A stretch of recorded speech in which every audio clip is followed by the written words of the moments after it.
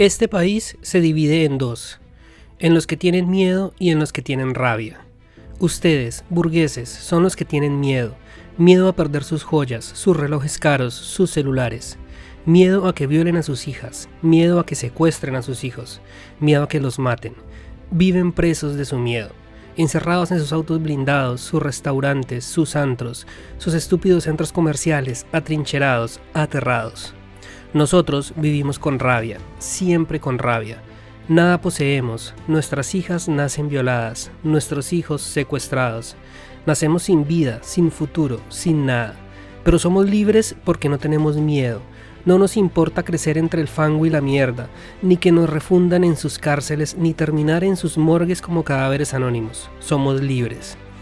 Podemos alimentarnos de basura y respirar el aire pútrido de los caños y beber orines y bucear en aguas negras y enfermar de diarrea y disentería y tifoidea y sífilis y dormir sobre heces y no bañarnos y apestar a sudor y a tierra y a muerte. No importa, resistimos. Ustedes, con sus carnes fofas, sus cerebros blandos, no sobrevivirían ni un minuto fuera de su miedo. Y por más que sus policías y sus ejércitos nos masacren, persistimos. Somos imbatibles, nos reproducimos como ratas.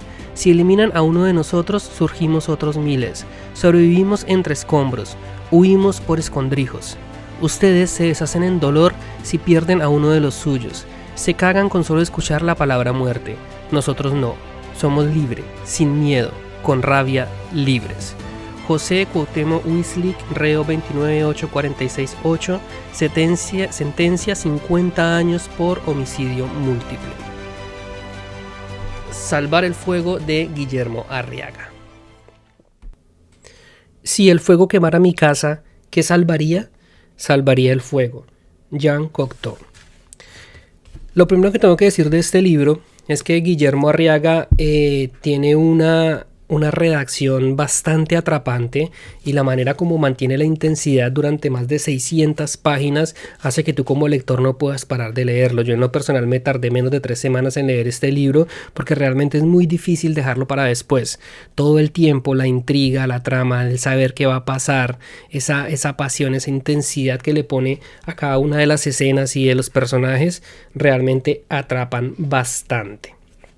Dicho esto, la historia, es una historia de amor, hay que decirlo, entre Marina, que es una chica que viene de una clase realmente privilegiada, es una familia muy adinerada, tiene un club de baile, un club de danzas, una academia de danzas, está casada con una persona muy exitosa en el mundo de las finanzas, un financiero, hombre de negocios que le va bastante bien y está rodeada pues de amigos bastante pudientes dentro de la sociedad mexicana. Por el otro lado tenemos a José Cuauhtémoc, que viene precisamente de todo lo contrario, que es la población carcelaria, los criminales.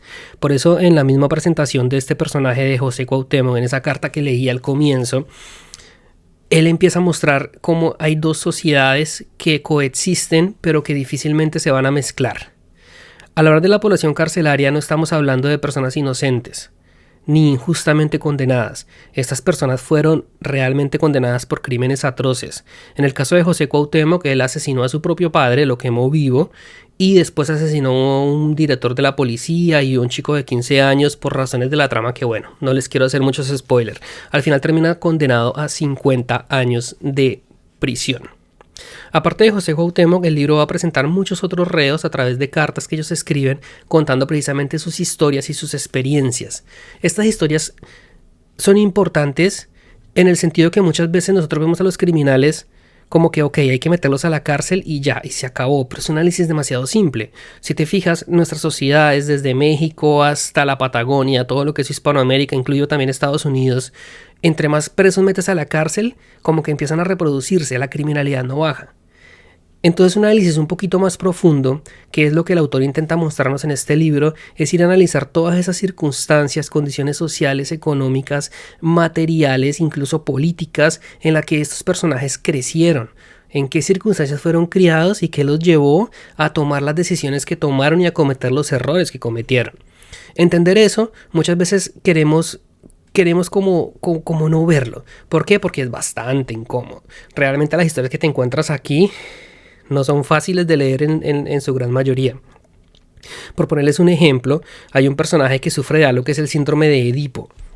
Yo nunca había escuchado ese término, o el complejo de Edipo. Cuando fui a Google a buscarlo, realmente me pareció bastante turbio. Y la forma como este personaje desarrolla la historia, cómo empezó a tener, qué era lo que pasaba en su familia, cómo su padre trataba a su madre, cómo él tenía que sufrir ciertos abusos que no voy a mencionar acá, que lo llevaron a desarrollar ese complejo de Edipo y después tener una especie de enamoramiento o de atracción físico y sexual con su propia madre. Te voy a dejar aquí ese tema para que, pues, si te interesa, tú vayas y lo investigues y me dejes en los comentarios qué piensas al respecto. A mí me pareció bastante turbio, por lo menos.